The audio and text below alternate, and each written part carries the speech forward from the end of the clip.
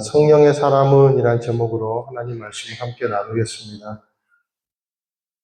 1절, 2절, 여러분 많이 들은 우리 구절인데요.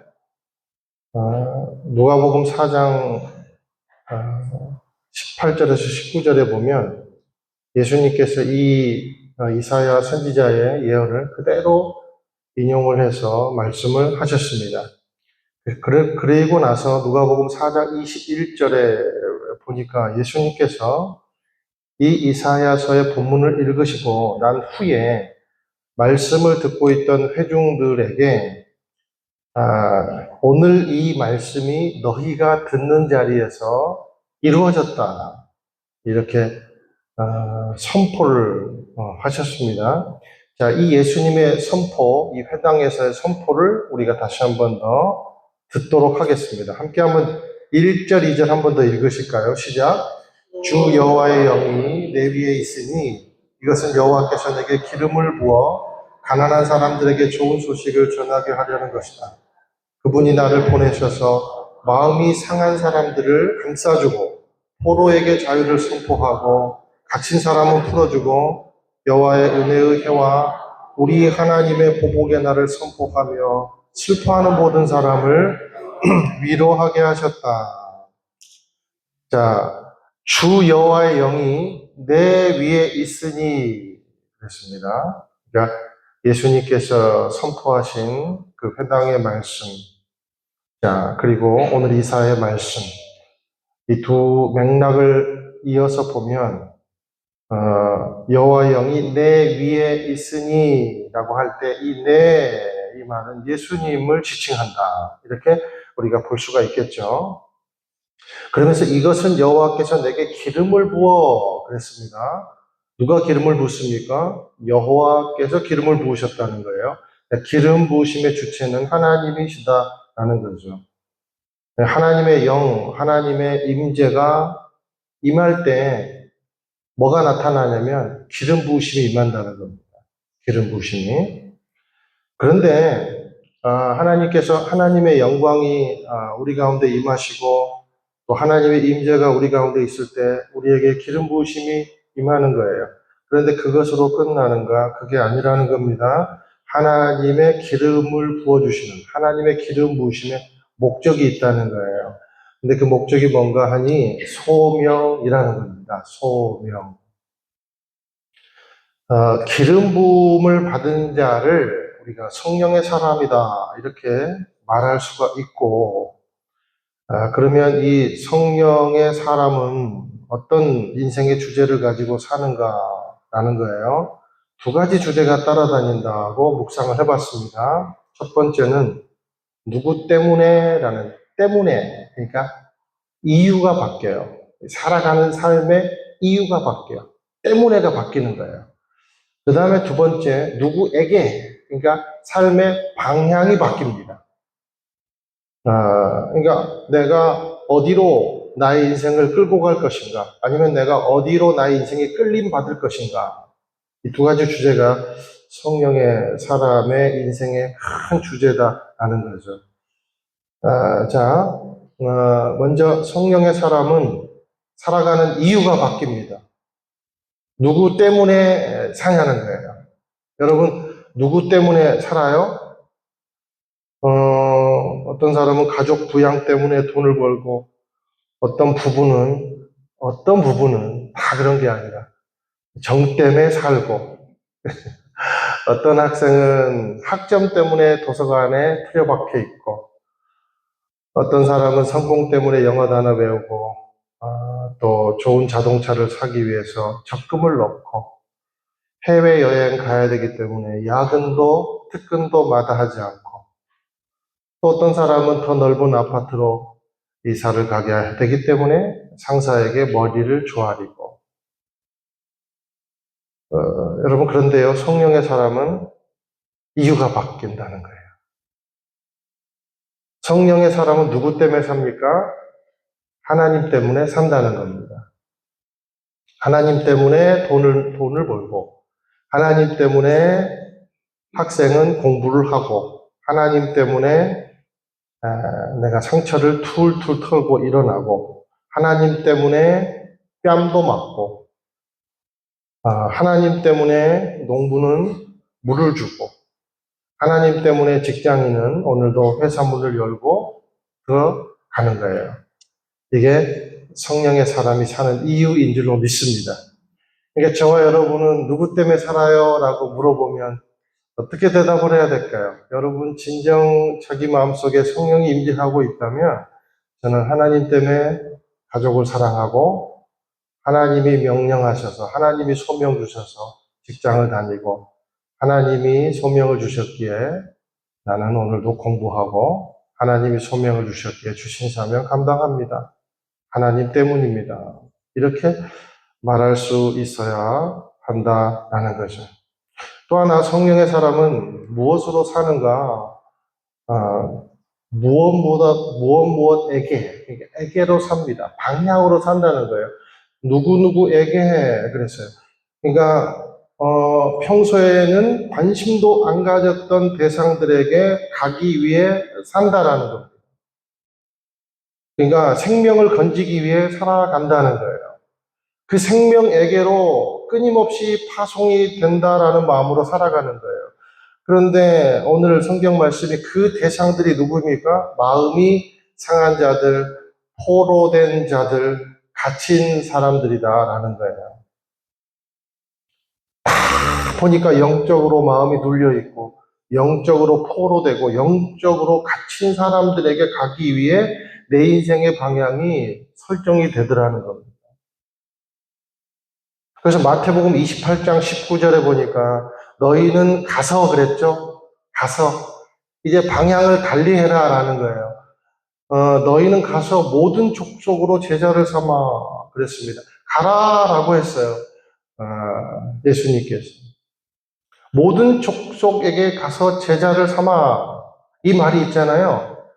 아주 유명한 칼 바르트라는 신학자가 있습니다. 그런데 그 신학자가 이 모든 족속에게 가서 제자를 삼아 이 말을 베드로라는 사도의 이름을 넣어가지고 인용을 해서 이렇게 해석을 하는 것을 봤어요.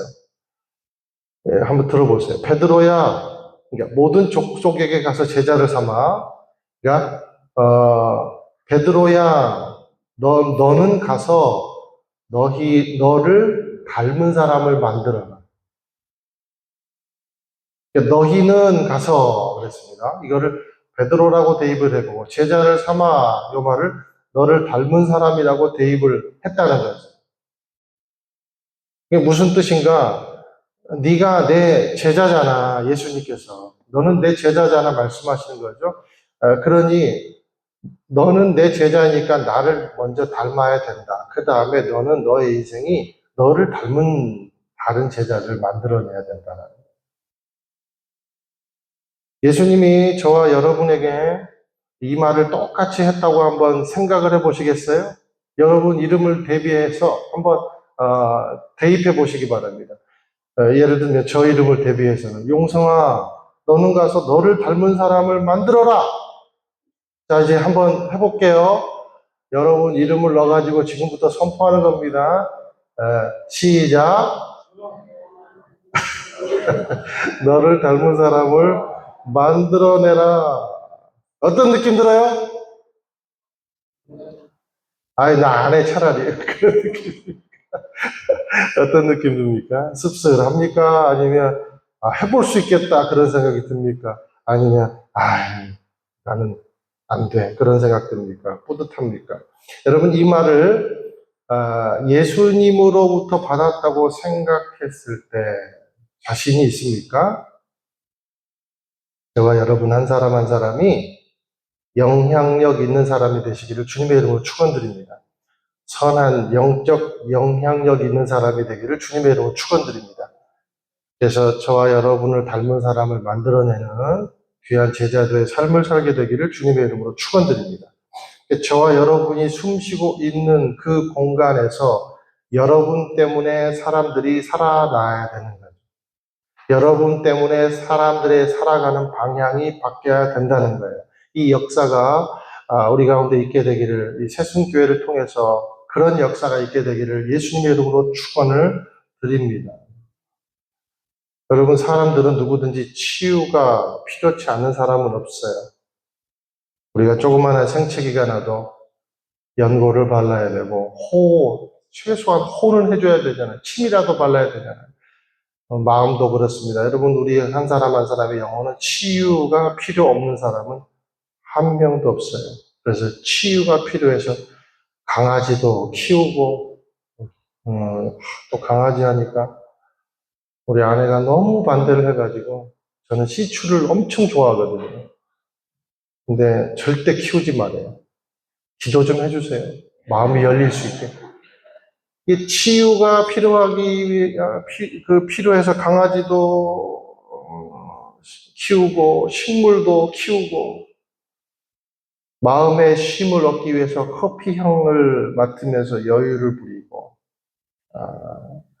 또 산을 오르면서 그렇게 시도 쓰고, 또 음악도 배우고, 여러분 다 누구를 위해서요? 자기 자신의 치유를 위해서 한 겁니다. 하나님을 믿고 사명자로 살아가기로 다짐하는 우리를 통해서 누가 치유를 받고 있는가? 누가 마음에 쉼을 얻고 있는가? 누가 우리를 보고 야, 나도 저렇게 한번 살아보고 싶다라고 누가 느낍니까? 여러분, 강아지를 키우는 거, 식물을 키우는 거 절대 다 필요 없다는 얘기가 아닙니다. 다 필요합니다. 그런데 필요와 충만은 다르죠. 그러니까 본 뜻은 뭐냐면 우리에게서 그리스도인에게서 방법을 찾지 못해서 다른 것을 찾는 것으로부터 빼앗기지는 말자라는 겁니다. 영혼의 문제에 있어서 말이죠. 하나님의 자리가 뺏겼어요. 성공에 뺏기고, 기말고사에 뺏기고, 쾌락에 뺏기고, 이념에 뺏기고, 고통에 뺏기고, 시간에 뺏기고, 자존심에 뺏기고, 두려움에 뺏기고, 게으름에 뺏겼다는 거죠. 우리 허물 때문에 내줘버린 하나님의 자리, 그 자리를 돌려놓는 것이 바로 삶의 역동성이더라는 거죠. 그러기 위해서는 예수님의 기름 부음 받은 성령의 사람이 돼야 한다는 거죠. 오늘 말씀에 성령의 사람이 찾아가는 대상들이 나오는데 보니까 다 가난한 사람, 마음이 상한 사람, 포로된 사람, 갇힌 사람들이에요. 여러분 특징을 보세요. 특징을 가만히 보니까 이게 다 이런 사람들이 우리에게 익숙하지 않는 사람들이에요.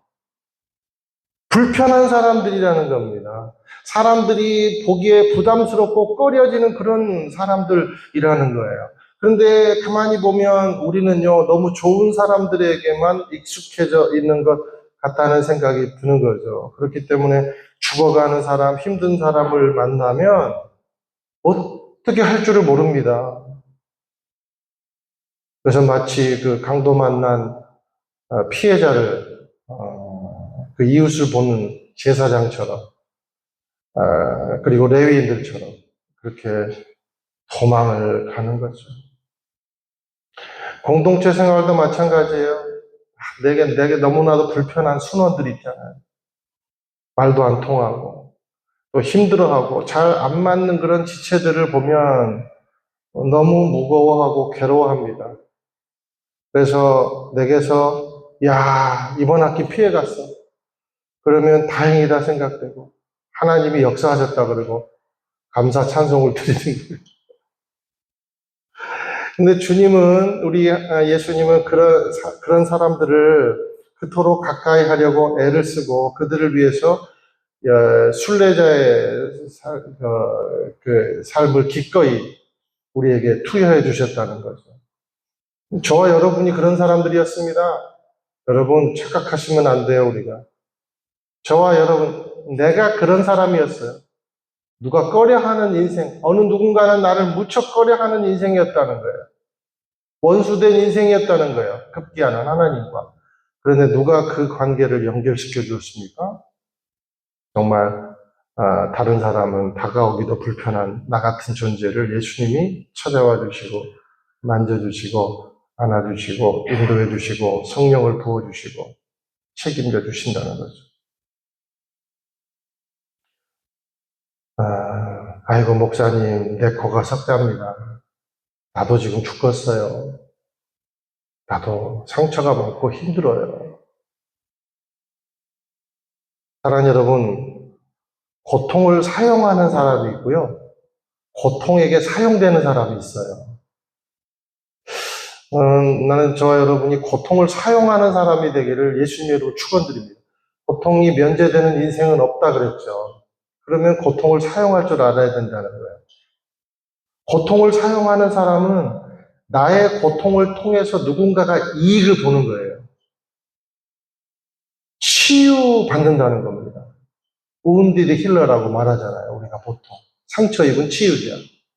예수님이 상처 입은 치유자잖아요. 그런데 반대로 고통에게 이용당하는 사람은 고통 속에서 헤어나오지 못해요. 그리고 어떤 형태로든지 사람과 하나님을 원망을 하는 거예요. 그게 고통에게 이용당하는 사람. 저와 여러분은 고통에게 이용당하는 사람입니까? 고통을 사용하는 사람입니까? 연필이 깎이지 않고 글이 써지겠어요? 깎일수록 예리해지는 게 연필이 아닙니까?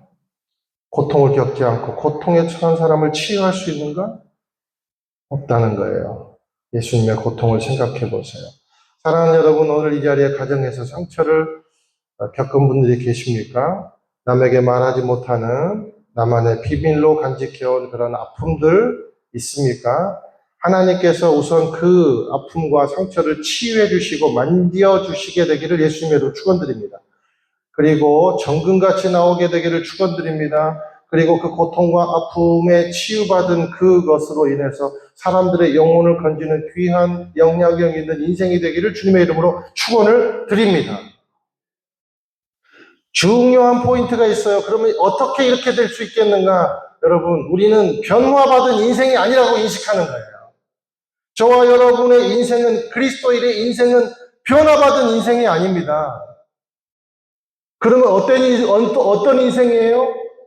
다시 태어난 인생이라는 거예요.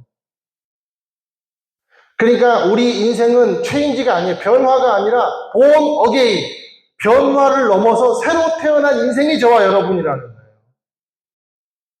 그 인식이 있어야 됩니다. 여러분이 성령을 알고 성령을 받고 그리고 성령에 민감하고 성령을 사모하고 늘 성령에 순종하기로 여러분이 그 모든 영이 살아있다면 여러분은 새로 태어난 사람들이다.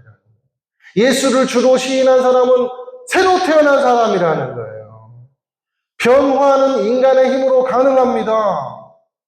여러분, 우리 여기 뭐죠? 그냥 말할게요. 똥배는 헬스로 고칠 수 있어요. 흡입해서도 어찌됐든지 없앨 수 있어요. 자기 얼굴이 마음에 안 들면 그냥 뭐 어떻게든지 뭐 시술이나 하면 돼요. 수술하면 안 될 수도 있겠지만 변화는 책을 통해서도 가능하고요. 멘토를 통해서도 가능하고요. 자기 마인드 컨트롤을 통해서도 가능합니다. 그러나 born again은 우리 힘으로는 할 수가 없어요. 책을 통해서도 할 수가 없고 멘토를 통해서도 할 수가 없고 마인드 컨트롤을 통해서도 안 됩니다. 오직 성령의 기름 부으심을 받아야 됩니다. 오직 예수를 믿고 의지해야 한다는 거죠. 여러분, 니고데모가 왜 예수님을 찾아왔겠습니까? 창피를 무릅쓰고 자존심을 다 내려놓고 그렇게 니고데모가 공부도 많이 하고 박사학위가 집안에 겹겹이 쌓여 있어가지고 자녀가 모르고 공책을 쓰고 쓰레기통에 버려버려도 걱정하지 마, 또 100개나 남아있어. 그렇게 말하는 모든 걸 다 갖췄어도 사람들에게 인정받는 높은 위치에 있다고 해도 해결하지 못한 영적인 문제가 있기 때문에 예수님을 찾아왔다는 거예요. 우리가 이전에 행했던 망령된 행실을 어떻게 끊을 수 있겠습니까? 머리털보다 많은 죄를 어떻게 우리가 눈처럼 희게 할 수 있습니까? 이런 일은 변화가 아니라 born again. 중생, 새로 태어남의 기적으로만 가능하다라는 겁니다. 이것이 성령 충만이라는 거예요. 이것이 성령의 사람이라는 거예요. 성령 충만한 사람은 어떤 사람입니까? 여러분, 성령 충만하다 그러니까 무슨 초자연적인 것을 생각하지 마세요. 맨날 공중에 붕붕 떠다니는 것 같은 느낌. 저도 사실 성령의 강한 능력을 하나님께서 딱 3일 진짜 뭐 신기루에 떠다니는 느낌, 그런 느낌 체험을 네가 하나님의 일을 하기 전에 한번 체험해봐라 그러고 성령이 너에게 역사하시면 네가 어떤 상태인지 한번 경험해봐. 그리고 탁 주시더라고요. 그런데 딱 3일만 주셔가지고 그냥 너무 아쉽더라고요. 그런데 성령 충만은 이런 것만이 아니에요. 성령 충만은 내 삶 속에서 내게 주신 어떤 사명이 투철해지는 것이 성령 충만이라는 거예요. 방향성이, 이유가 분명해지는 것이 성령 충만이라는 거예요. 그래서 오늘 본문의 말씀처럼 여호와의 영이 내 위에 있으니 내게 기름을 부어 공중에 떠다니는 것처럼 인생이 됐더라. 사람들을 만지면 다 치유되고 났더라. 간구했더니 기도한 대로 그냥 막 복권에 당첨됐더라. 그게 아니고 무엇 때문에 사는가가 정확해지고 누구에게 가야 하는가가 명확하게 되는 삶이 성령의 삶, 성령 충만의 삶이더라라는 것입니다. 다시 한번 축원드립니다. 저와 여러분의 삶의 이유가 바뀌게 되기를 축원드립니다. 여러분의 삶의 방향이 바뀌게 되기를 예수님의 이름으로 축원드립니다. 3절 다시 읽겠습니다. 시작. 시온에서 슬퍼하는 사람 내게 제 대신 화관을 씌워주고 슬픔 대신 기쁨의 기름을 발라주며 통곡 대신 찬양의 옷을 입게 하셨다. 그래서 사람들은 그들을 가리켜서 여호와의 영광을 드러내시려고 여호와께서 손수 심으신 정의의 상수리 나무라고 부른다. 여러분 보세요. 오늘 이 본문의 말씀이 이사야가 예언적인 선포를 하고 있는데 이 선포하고 있는 당시에 이스라엘 민족은요, 바벨론의 포로로 지금 잡혀간 상태예요. 그러니까 전부 다 지금 바빌론 강가에서 맨날 시온을 그리워하며 울고 불고 하는, 그리고 내 인생에 이제 낙은 없다. 내 인생은 꼬꾸라졌다. 내 인생은 더 이상 희망이 없다. 난 지금 이 자리에 죽고 싶다. 그리고 막 회개하고 후회된다. 내가 왜 이렇게 살았지? 그런 사람들을 불러놓고 지금 이사야가 지금 선포를 하는 겁니다. 뭐라고 선포하고 있어요? 너는 의의 상수리 나무가 될 것이다. 너는 사람들에게 슬픔 대신 죄 대신 기쁨을, 화관을 씌워주는 그런 인생이 될 것이다. 너는 너를 닮은 사람을 만들어낼 수 있는 충분한 자격을 부여받는 사람이 될 것이다. 라고 말하고 있는 거죠. 포로된 자들이 포로된 자들을 풀어주고, 갇힌 자들이 갇힌 자들을 풀어준다니. 말이 되는 소리입니까? 네, 3절의 말씀 보세요. 현재형이잖아요. 그렇게 되진 않았지만 이미 그렇게 된 것으로 믿고 지금 선포를 하는 겁니다. 하나님의 입을 빌어서. 하나님이 선포해 주시는 거예요. 현재형으로. 사랑하는 여러분, 믿음으로 여러분의 미래를 선포하십시오. 그렇게 될 줄로 믿습니다. 우리 요한복음 14장 12절 이렇게 읽겠습니다. 시작. 내가 진실로 진실로 너희에게 말한다. 누구든지 나를 믿는 사람은 내가 하는 일들을 그도 할 것이요 이보다 더 큰 일들도 할 것이다. 그것은 내가 아버지께로 가기 때문이다. 자, 예수님을 믿는 사람은 내가 하는 일도 하고 나보다 더 큰 일도 할 수 있대요. 여러분 이것을 믿으십니까? 예수님은 포로들에게 오늘 비전을 주십니다. 하나님은 오늘 이사야 선지자의 말을 통해서 입을 빌어서 선포를 해주십니다. 포로된 자들에게, 저와 여러분에게 하나님은 비전을 오늘 주십니다. 예수님을 믿고 그 말에 순종하고 그리고 믿고 나아가면 예수님께서 하시는 그 사역의 이상의 것들을 할 수 있겠다라고, 할 수 있다라고 지금 여러분들의 심령에 선포해 주시는 거예요. 그런 존재가 되겠다는 거예요. 되었다는 거예요. 예수님께서 많은 민초들을 불러놓고 말씀하셨잖아요. 아직도 성장 가능성이 전혀 보이지 않는 식민지의 시대를 살아가는 많은 유대인들을 불러놓고 말씀하셨잖아요. 현재형으로. 너는 빛이고 소금이다. 어림도 없죠. 자신들이 비춰볼 때는. 그런데 예수님은 오늘도 똑같이 선포하고 있습니다. 너는 빛이요, 너는 소금이다. 너는 의의 상수리 나무다. 얼마나 멋진 일입니까? 이것을 믿는 자들에게 오늘 선포한 축복이 그대로 임할 줄 믿습니다. 죄인을 불러서 의인 삼아주시고 하나님과 함께 일하는 동역자로 삼아주시겠다고 말씀하시는 거예요. 의의 상수리 나무가 되게 하겠다라는 거죠. 이것이 바로 성령으로 기름 부으시는 하나님의 뜻임을 기억하게 되시기를 주님의 이름으로 축원드립니다. 저와 여러분을 보고 사람들이 꿈을 꿔야 됩니다. 나도 저렇게 되고 싶다는 꿈을 꿔야 합니다. 그 사람이 성령의 사람이에요.